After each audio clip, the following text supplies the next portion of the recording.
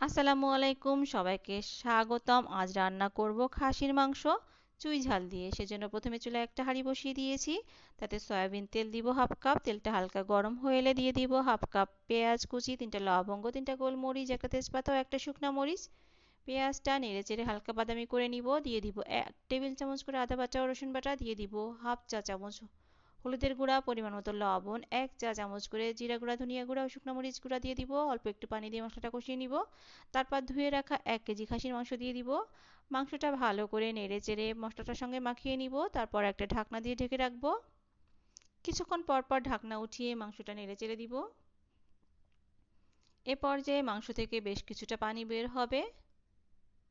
সেই পানি দিয়েই মাংসটা ভালো করে নেড়েচেড়ে কষিয়ে নিব। কিছুক্ষণ পর পর ঢাকনা উঠিয়ে এভাবেই নেড়েচেড়ে দিব।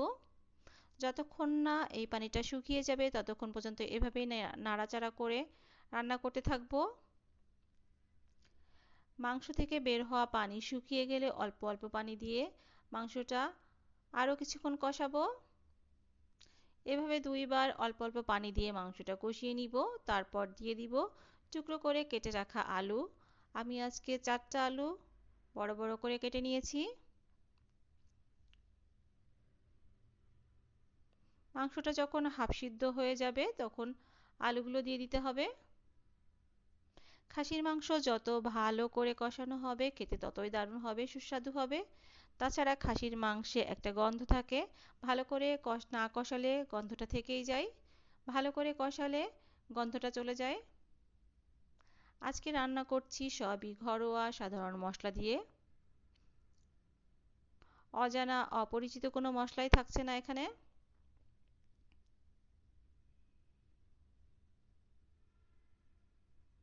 দিয়ে দিব একটা আস্ত রসুন, উপরের খোসাটা ছিলে ফেলে দিয়েছি। আরও কিছুক্ষণ নেড়েচেড়ে কষিয়ে নিব। অল্প একটু পানি দিচ্ছি আলুটা সিদ্ধ হওয়ার জন্য।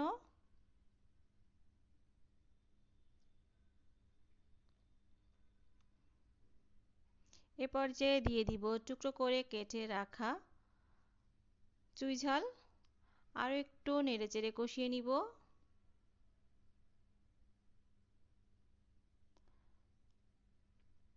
এভাবে ঢাকনা দিয়ে ঢেকে রাখলে মাংসটা ভালো করে সিদ্ধ হয়ে যাবে, আলুগুলোও সিদ্ধ হয়ে যাবে। এ পর্যায়ে দিয়ে দিব ঝোলের পানি।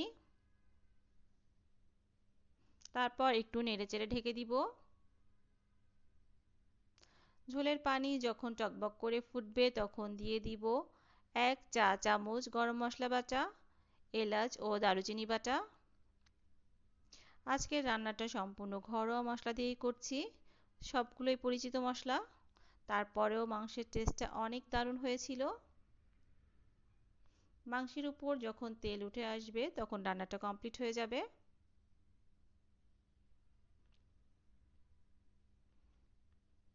আমি চেক করে দেখেছি আলু এবং মাংস খুব ভালোভাবেই সিদ্ধ হয়ে গিয়েছে। আমার রান্নাটা কমপ্লিট। আপনারাও এভাবে বাসায় রান্না করে দেখবেন।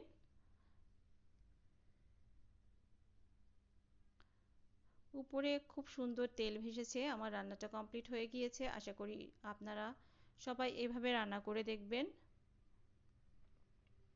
সবাইকে ধন্যবাদ আমার ভিডিওটা এতক্ষণ দেখার জন্য এবং আমার সঙ্গে থাকার জন্য।